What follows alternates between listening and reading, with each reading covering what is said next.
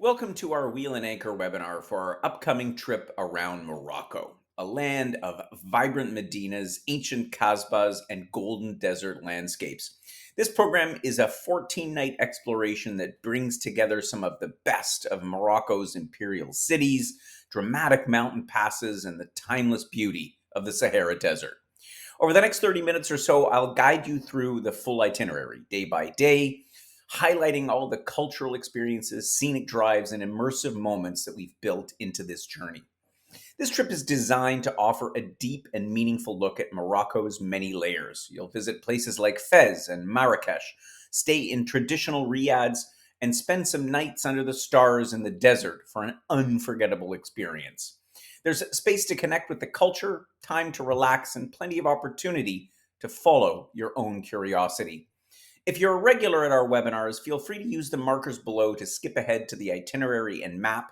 But if you're new to Wheel and Anchor, I encourage you to stay with me for a couple of minutes as I introduce you to our travel philosophy and share what makes our community and our trips so unique. Now, before I dive into the details about this trip around Morocco, I want you to know that this isn't just another travel company presentation. What we've created here at Wheel and Anchor is a community of Canadian explorers who share a common perspective on the way to travel. We are the facilitators of that, and the experiences we offer are a mirror of how the members of this community like to travel. And what truly unites us is our shared curiosity about the world and our desire for experiences that go beyond those typical tourist checklists. But just to be clear, those iconic sites and tourist hotspots, well, they're iconic for a reason. And you wouldn't go all the way to Morocco, for example, and skip places like the Medina of Fez or the souks of Marrakesh. We absolutely include those must see highlights in our journey.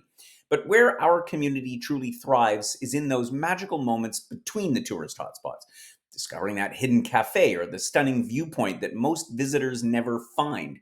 And because we believe in the joy of personal discovery, we intentionally build in precious free time for you to explore exactly what calls to you.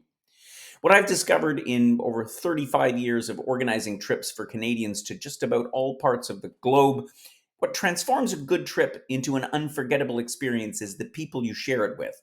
There's something special about traveling with fellow Canadians who get your references, share your perspectives, and quickly become friends rather than just travel companions. If that resonates with you, if you value those evening conversations over a little glass of wine, those shared moments of wonder, and the freedom to both connect and explore independently, then you've found your travel home with us here at Wheel and Anchor. As I alluded to before, at Wheel and Anchor, I believe that travel transcends mere checking off boxes on a list. It's really about creating imprints on your soul. Now, I know that sounds a bit poetic, but I'd like to share how our philosophy of being well traveled and well connected creates an experience that's truly transformative.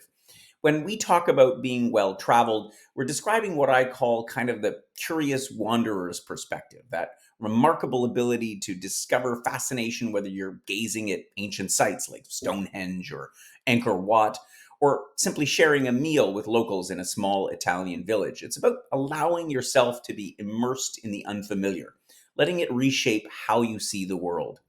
To put it in perspective, this journey around Morocco isn't just about photographing ornate doorways or wandering through colorful souks, although these are both certainly highlights of mine when I visit Morocco. It's about riding into the Sahara at sunset, or sitting down to a lunch in a family home in the Draw Valley, and gaining a deeper sense of how history, faith, and tradition are woven into everyday life. It's these quiet, authentic moments, often missed by the average tourist, that truly brings Morocco's spirit to life. This is our definition of being well traveled, which sort of flows into the idea of being well connected. Following a recent Mediterranean trip, I got an email from some of our group who were excited about discovering their shared passions. Two members had worked at the same company in different departments, and yet another two women had discovered that they actually grew up in the same town and yet didn't know each other. By journey's end, they were all planning get togethers and thinking about their next adventure together. Here's another thing that separates Wheel and Anchor from sort of conventional tour operators. Connection isn't merely about who travels alongside you, it's about how travel reshapes your connections to everything. We strive to create opportunities for you to learn traditional cooking methods from local families or engage with artisans preserving generations old techniques, or to share stories with locals who are just as curious about Canada as you are about their homeland. Together, these elements create what we like to think of as the wheel and anchor transformation, returning home carrying not just mementos, but newfound perspectives that enrich your daily life and lasting friendships that continue to inspire long after your luggage is unpacked. I want to share with you a couple more things before we delve into the details, and I want to tell you a little bit about who are the people of Wheel and Anchor beyond our members, of course. And so, first of all, my name is Gordon Dreger. I'm the founder of Wheel and Anchor. I curate all of the trips that we have offer on here. And as I mentioned a little earlier, I've been organizing trips for Canadians for over 35 years. And we've done that to just about every part of the globe. I couldn't pull off all these promises, though, that I just talked about without an incredible team of people, all of whom are just as dedicated as I am to ensuring that we deliver some of the best experiences for our members. The person who's most important for you, though, which is just to my right on the slide here, is our lead trip specialist, Paula Sarnik. She's the person when you drop us a note or give us a call who will most likely be frontline to make sure that you get your questions answered, to assist you in joining us if you decide that this is the trip for you or for any of our trips. So let's continue on and find out what makes this trip to Morocco so special. Our plan today is pretty straightforward. I'm going to be your virtual guide, and I'm going to take you on a little journey through Morocco, the way we've set up this itinerary, and I'm going to give you an idea of what to expect from this incredible experiential style trip. I'll start off with a geographical overview with the map, and then I'll walk you through the highlights of each day of this adventure. Now, if you're not sure what an experiential style trip is, this kind of trip was designed for travelers who want to dive deep into a destination and through our most robust itineraries. These journeys move at a lively pace with 1 to 3 nights in each location, allowing you to cover a wide range of regions by land and sometimes by sea. You'll enjoy immersive cultural experiences, expert hosts, and a strong sense of community, making each day a new adventure beyond traditional sightseeing. So let's start off with a map to get our bearings. I'm a map guy, so first thing I always do in planning a trip is take a look at the map. Morocco is located in the northwest corner of Africa, with the Atlantic Ocean obviously bordering the country to the west and the Mediterranean Sea up to the north. It shares borders with Algeria on its eastern side, as well as the territory of Western Sahara to the south. Now, when people think of North Africa, they sometimes assume it's a region of instability, and certainly there are some challenging parts of the continent. But Morocco has long been one of the most welcoming and stable countries in the whole region. It's got a very well developed tourism infrastructure and a strong tradition of hospitality. It's often the first North African destination that travelers fall in love with, and there's certainly good reason for that. This 14-night journey will begin in Casablanca, the principal city, before heading up into the Rif Mountains and the enchanting city of Chefchaouen. From there, we continue to the imperial city of Fez, crossing over the Atlas Mountains and then venturing deep into the Sahara Desert. After spending 2 nights under the stars, we'll travel through the Draw Valley to the oasis town of Tamangout and finally end with 4 nights in Marrakesh, with time to explore its vibrant medina, gardens, and hidden corners. So let's now dive into the day by day details of this itinerary through Morocco. Our journey begins the moment you land at Mohammed V International Airport. Nowadays, we are blessed to have direct flights between Montreal and Casablanca, meaning that you can easily fly from any major city in Canada with a quick connecting flight. Upon arrival, you'll be greeted as always by our local team and transferred to our hotel in Casablanca. We'll have a little wheel and anchor mingle and a dinner together that first evening, a chance to ease into the journey and meet a few of your fellow travelers, as well as enjoy our first taste of Moroccan hospitality. Now, I'll be honest, Casablanca isn't exactly the country's most dazzling destination, but it's worth noting that it's the beating economic heart of the country. It's got an intriguing mix of modern and colonial influences. And for those who enjoy a little bit of nostalgia, there is indeed a Rick's Cafe, which is a nod to the classic film. It may be a little touristy, but it's kind of fun nonetheless. It's a soft landing, a gentle beginning before the adventure really begins. Before we check out and head off, we'll gather together in the hotel lobby with the host and have a little welcome briefing to tell you about what's going to happen over the coming days on the trip. This is the moment to sort of set the tone, what to expect, how we travel, and a few helpful tips for navigating Morocco. We'll then set off for our scenic drive up towards Chefchaouen, one of the most photogenic towns in the whole country.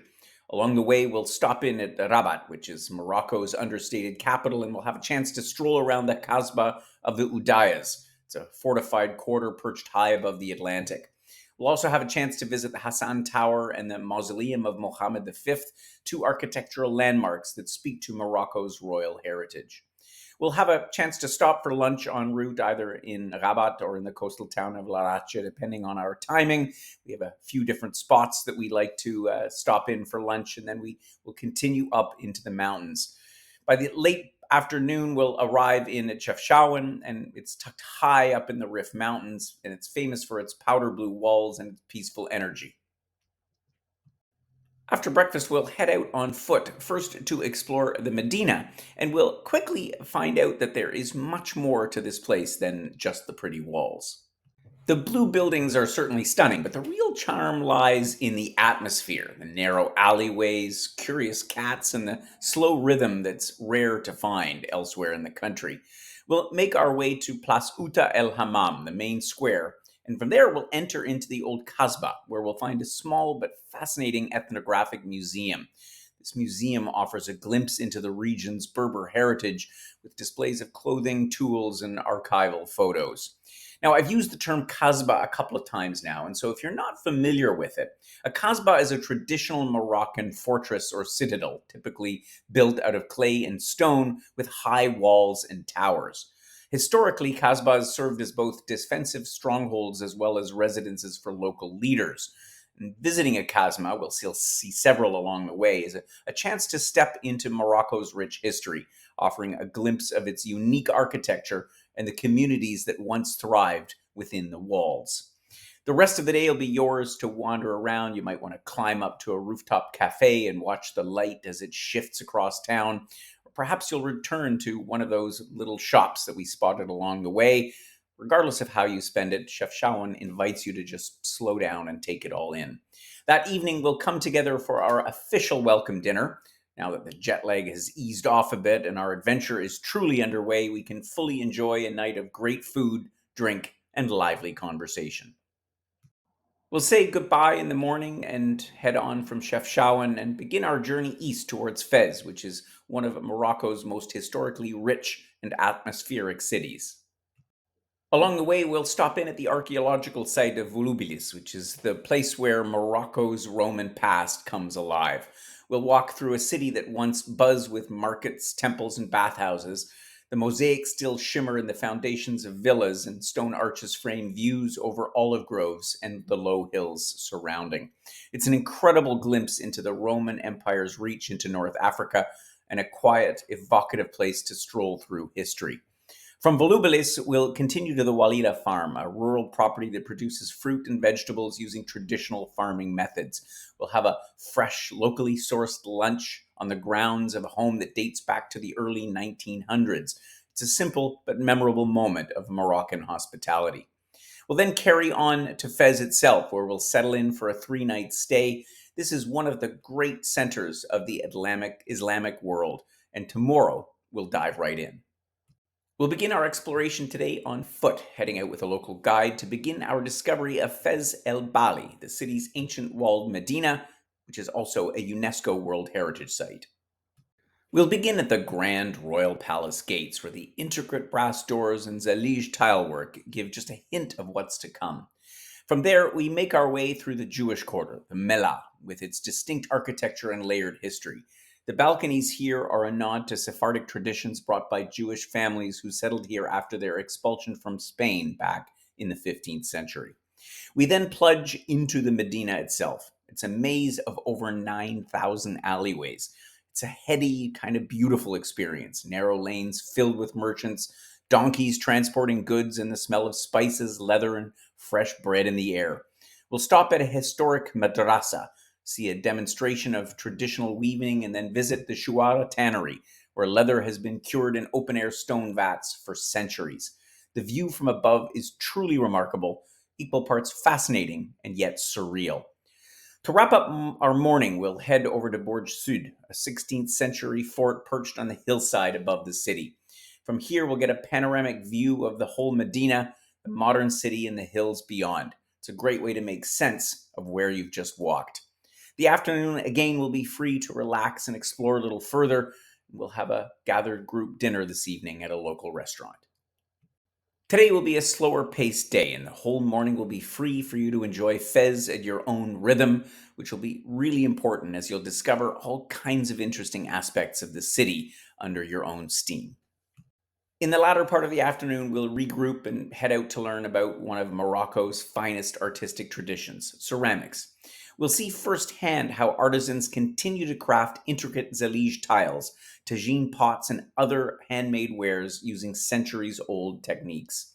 We'll have dinner tonight at a super special spot, Cafe Clock. It's one of the city's most iconic gathering places, housed in a former 250-year-old riad. The cafe blends traditional flavors with a modern twist and often features live music to accompany the meal. It's a relaxed, lively setting and a perfect way to round out our stay in this incredible city. Today is one of the longest yet most scenic drives from the trip. We'll make our way all the way down from Fez into the Sahara Desert. We'll leave the city behind and set off across the Middle Atlas Mountains, trading the hustle bustle of the Medina for vast open skies and shifting landscapes. It's a long day, as I mentioned, but every hour brings a new kind of beauty. We'll stop for lunch at a place called Midelt, at a charming colonial era house called the Villa Midelt, now a boutique guest house known for its warm service and incredible mountain views. As we continue along, we travel through grazing country, where we'll pause to meet a local shepherd tending flocks of goats and sheep along a traditional nomadic route. It's a rare chance to connect with a way of life that hasn't really changed much in centuries. Further on, we'll stop at a dramatic lookout above the Ziz Valley. From here, you'll see a ribbon of green cutting through the desert, a line of date palms and villages nourished by the river below. It's a stunning example of how water shapes life in arid landscapes. By the latter part of the afternoon, we'll reach our desert camp near Merzouga, where we'll settle into a spacious, comfortable tent nestled at the edge of the Erg Chebi dunes. After dinner, we'll be gathering around the fire for an incredible evening of local music and dance. And one thing that we can't forget to do is look up. The night sky is incredible. It's one of my favorite parts of being in the desert. Away from all the city lights, brimming with stars, it's often a highlight of the entire trip. Today, we get to have a full on experience of the Sahara Desert.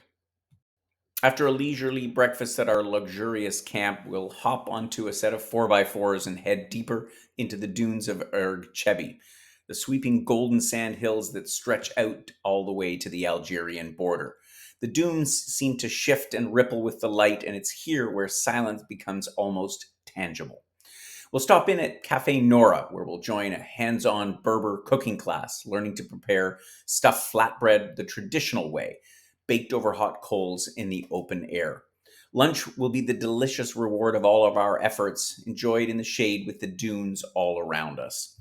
After lunch, we'll visit the nearby village of Camilla, where we'll be welcomed at a community run cultural center.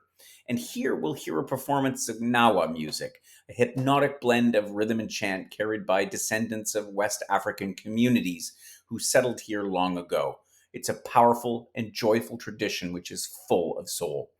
As the day cools off, we'll have another memorable moment, the opportunity for a camel ride into the dunes. Now, you won't be forced into riding, it's completely up to you, but for those that do, the silence and sheer scale of the Sahara deepen with every step.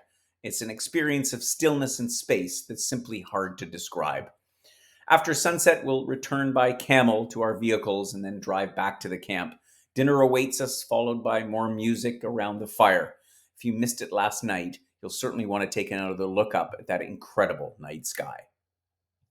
After breakfast, we bid farewell to the desert and begin our journey west, following part of the old caravan route that once linked Marrakesh to Timbuktu. The road will wind past palm groves, riverbeds, and low slung mountain ranges with villages made from sun baked earth blending into the landscape. It's easy to imagine camel caravans once pausing along this very route. We'll pause for a late lunch in Agds, a town that has long served as a resting point for traders heading toward or away from the desert. Just above the town rise the rigid peaks of Jebel Ksane, and below lies one of the largest palm oases in Morocco, a landscape of surprising lushness after the sand. Later in the afternoon, we'll arrive in at Tamnugald, and where we'll enjoy a private tour of the Kasbah. This walled complex was once the seat of power in the region, housing the Cade and his family. Though parts of the structure have softened over time, its mud brick towers, winding courtyards, and decorative details still hint at the authority and elegance it once had. Tonight, we check into the Kasbah Azul, our eco lodge for the next 2 nights. It's a peaceful, palm shaded retreat that's entirely solar powered and rooted in local design. Dinner will be included at the lodge, and it'll be a fun and hospitable evening as always. On today's adventure, we're going to take a deeper look at local life in the Draw Valley. We'll start off with a hands on weaving session led by women from the surrounding villages. Depending on the season and the available materials, you might be working with palm fronds or textile fibers, learning techniques that have been passed from generation to generation. We'll then join a local family for lunch in their home. It's a warm, personal moment where you'll taste the flavors of the region and hear stories over shared dishes. These meals are often the most memorable. They're humble, delicious, and full of connection. After lunch, we'll enjoy a Berber dress experience where the local women love to see visitors to try on traditional garments. Colorful wraps, silver jewelry, and intricately embroidered fabrics. They don't photograph themselves, but they do take joy in seeing others wear their styles. A playful and mutual exchange that often ends in a lot of laughs. This evening, we'll return back to our Echo Lodge for dinner and we'll gather in the courtyard of the Kasbah for a special folklore performance. Live music, rhythmic storytelling, and traditional dance led by the women of the valley. Guests are warmly invited to join in, but don't worry, no one is judging your moves. This will be one of the most joyful and heartfelt evenings of the entire trip. Today, we'll depart and cross the majestic high Atlas Mountains, climbing to heights even greater than the ranges we crossed earlier in the trip. Our journey will begin with a scenic drive up to the Tizi and Tichka Pass, where terraced fields and stone villages cling to the hillsides. We'll travel through some pretty dramatic landscapes where every turn reveals another breathtaking view. It'll be easy to see why Morocco has become a favorite backdrop for films. Our highlighted stop on the way will be at the stunning Eight Ben Haddou, which is a UNESCO listed fortified village made entirely from clay and earth. This Ksar, with its towers and winding alleys, has been used as a filming location for everything from Gladiator to Game of Thrones. And walking around on its sun baked paths feels like stepping into another century. We'll have lunch today at a place called La Terrazza, which is a lovely little Italian spot with views looking out over the old village. It's kind of a surprising find in this desert setting, but the food is just as good as the view. And later in the afternoon, we'll arrive in at Marrakesh, Morocco's famed Red City. We're going to be staying at a collection of restored riads tucked right in the heart of the Medina, full of carved plaster, colorful tiles, and inner courtyards. This will be our home for the next 4 nights, and I'll explain in just a moment exactly what riads are and why we're staying there. Dinner this evening is a quiet one. It'll be at yet another riad, the Riad Si Said, a beautifully restored former mansion where we'll enjoy a menu of Moroccan dishes made with fresh seasonal ingredients. It's a gentle landing in a city that simply hums with energy because tomorrow we'll have a full day to explore. We're going to be staying at a couple of different riads on this trip, and so I wanted to give you an explanation of exactly what traditional Moroccan riads are. Typically tucked in the medinas of these cities, these are historic homes were once owned by wealthy merchants or noblemen, and they're centered around lush open courtyards, and they offer a peaceful retreat from the lively streets just outside the door. No trip to Morocco is really complete without staying in one, and that's why we've included a couple. They're part home, part sanctuary, and a uniquely Moroccan way to experience the rhythm of local life. Every riad, and it goes without saying, every room in every riad is a little bit different, but they all share that same sense of quiet beauty with the hand carved plasterwork, mosaic tiles, and maybe even a small fountain or pool in the courtyard. Despite the heat outside, they stay cool and shaded thanks to traditional architecture that naturally circulates the air. The service tends to be highly personal. It often feels more like visiting the home of a gracious host than staying in a hotel. The rooms in our riads are decorated with local materials and Moroccan craftsmanship. Things like cedar wood doors, colorful textiles, and hand woven rugs. Each one is unique in shape and layout, but they all offer modern comforts like air conditioning and private bathrooms. After a day in the Medina, there's nothing better than coming back to your room, opening the shutters, and letting in the soft sound of the courtyard fountain below. This morning, we begin to uncover the wonders of Marrakesh, the legendary city that pulses with color, history, and energy. Together with our local guide, we'll begin by exploring part of the Medina on foot, starting out at the beautifully restored Ben Youssef Madrasa. This former Islamic school was once one of the largest in all of North Africa, and it's a masterpiece of Moroccan craftsmanship. Its carved cedar wood, delicate stucco, and geometric tilework create a visual harmony that leaves a lasting impression. You'll find yourself pausing again and again to admire all the details. Afterwards, we'll head over to Le Jardin for lunch. It's a lush courtyard restaurant tucked behind tall walls where Moroccan cuisine is given a modern touch. It's a serene spot that blends the traditional with the contemporary, much like all of Marrakesh itself. The rest of the day is yours, whether you retrace your steps through the Medina, head over to the nearby souks for some shopping, or simply relax at the Riad. The rhythm of Marrakesh will no doubt draw you in. For early risers, today offers something truly special: an optional sunrise hot air balloon ride. For those who decide to partake in this adventure, and it truly is something for everyone, unless of course you have a terrible fear of heights, will be picked up around 5:30 a.m. by 4x4 and taken out into the open countryside just beyond the city limits. As the balloon rises with the sun, you'll take in some sweeping views of the Marrakesh plain and the distant Atlas Mountains. It's a peaceful, magical perspective that feels truly like something out of a dream. After landing, we'll enjoy a traditional Moroccan breakfast before returning back to the city.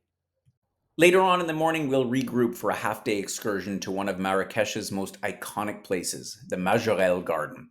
Created back in the 1920s by French artist Jacques Majorelle and later lovingly restored by the designer Yves Saint Laurent, this oasis combines rare plants, sculptural fountains, and that unmistakable Majorelle blue that has become synonymous with the city. It's a tranquil and colorful retreat from the bustle of the Medina. We'll have lunch nearby, and then the rest of the day will be yours to explore the city at your own pace. Our final full day in Morocco is completely open, a chance for you to follow your curiosity one last time.